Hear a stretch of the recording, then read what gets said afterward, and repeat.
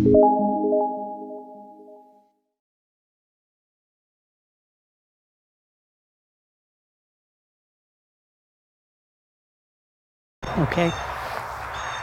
Welcome to day number 2. Before I start, how did you use your gift of grace yesterday? For today, I'm continuing on the same theme. How can we affect the world around us without using words? Over the years, standards have become more strict regarding what can be put into food or drugs. Years ago, before food and drug products, they could contain anything.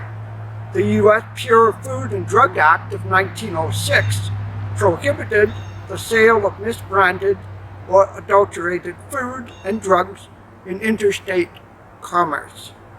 In Canada, after the launch of the Federal Department of Health in 1919, the Food and Drug Act, that was passed in late 1920.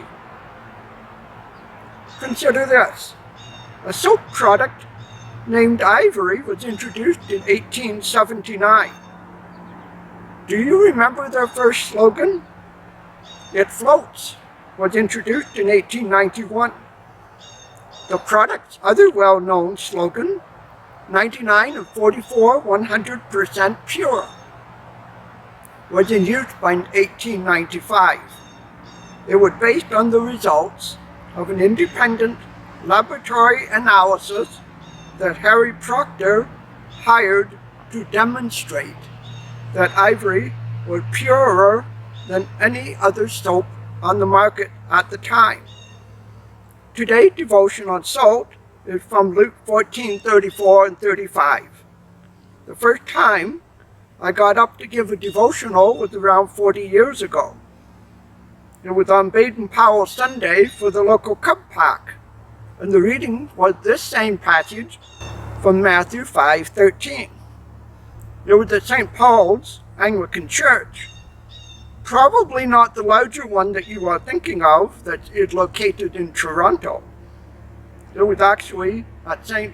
Paul's Anglican Church, just north of Stroud on Highway 11. Before I start the reading for today, I thought I would look up the phrase, salt of the earth. This phrase was first used in the Tyndale New Testament of 1525.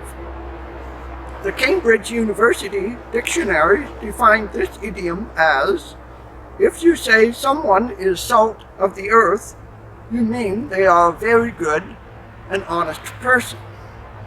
Now reading from David Jeremiah's Daily in His Presence from August the 28th, where he reminds us tasteless salt is worthless.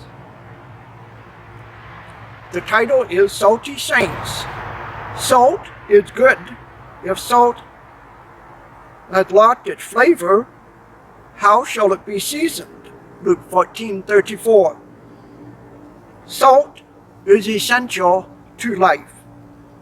Long before refrigeration was invented, salt was used as a preservative to keep meat from spoiling and to provide flavor for foods.